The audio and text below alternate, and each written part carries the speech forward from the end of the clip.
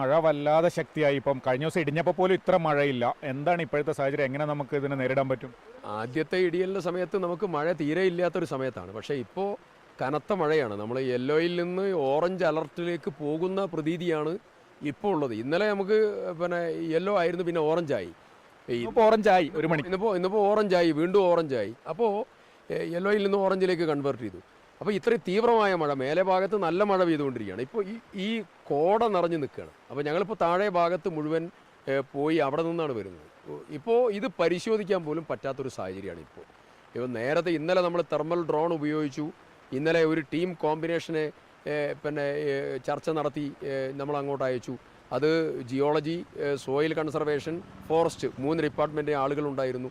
അവരുടെ ഒരു നിരീക്ഷണമൊക്കെ നടത്തി അതിൻ്റെ അടിസ്ഥാനത്തിൽ നമ്മളത് മുഴുവൻ ബെഞ്ച് ചെയ്ത് ബാക്കിയുള്ളത് നീക്കി ഗതാഗതത്തിന് തുറന്നു കൊടുക്കുന്ന സാഹചര്യം ഉണ്ടായി. പക്ഷേ ഇന്ന് കാലത്തും അതുപോലെ ഇപ്പോൾ ഒരു 10-40 മിനിറ്റ് മുമ്പുണ്ടായിട്ടുള്ള സാഹചര്യം സ്ഥിതി കുറച്ചുകൂടെ വ്യത്യസ്തമാക്കുകയാണ്. സങ്കീർണം എന്ന് പറയുന്നതിൽ വ്യത്യസ്തമാക്കുകയാണ്. പക്ഷേ ഇത് പരിശോധന നടത്തണമെങ്കിൽ ഒന്ന് മാനം തെളിഞ്ഞ്, കോടയൊഴിഞ്ഞ്, മാനം തെളിഞ്ഞ്, മഴയൊന്ന് ഒതുങ്ങി എന്താണ് സംഭവിച്ചത്, ഒരു ചെറിയ സൗണ്ടോട് കൂടിയാണ് സംഭവിച്ചത്, അതൊന്ന് പരിശോധിക്കാനുള്ള സംവിധാനം ഉണ്ടാവണം. ഒന്ന്.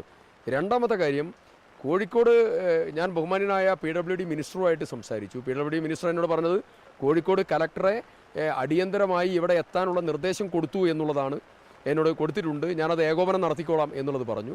കോഴിക്കോട് കലക്ടർ ഉൾപ്പെടെയുള്ള അതിപ്രധാന ഉദ്യോഗസ്ഥന്മാർ ഇവിടെ വന്ന് ഇതിൻ്റെ ഏകോപനം നടത്തണം, പ്രശ്നം പരിഹരിക്കണം.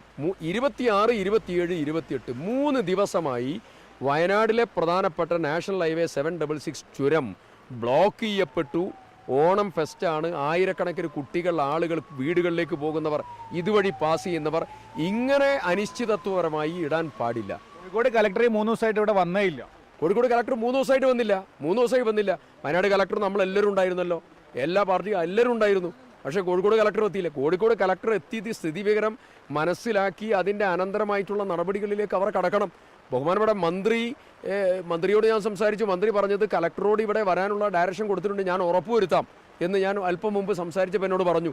വന്ന് പരിശോധിച്ച് എന്താണ് സ്റ്റെപ്സ് എന്നുള്ളത് പറഞ്ഞ് ജനങ്ങളെയും കൂടെ കൺവിൻസ് ചെയ്യുന്ന നടപടി ഉണ്ടാവും. കാലാവസ്ഥ എന്തായാലും പ്രതികൂലമാണ്. കാലാവസ്ഥ ഇപ്പോൾ പ്രതികൂലമാണ്. കാലാവസ്ഥ നേരെയാവട്ടെ എന്ന് പ്രാർത്ഥിക്കുകയാണ്. കാലാവസ്ഥ നേരെയായി കഴിഞ്ഞാൽ നമുക്കിത് പരിശോധിച്ച് എന്താണ് അവിടെ സംഭവിച്ചത് എന്നുള്ളത് നമുക്ക് മനസ്സിലാക്കാൻ പറ്റും.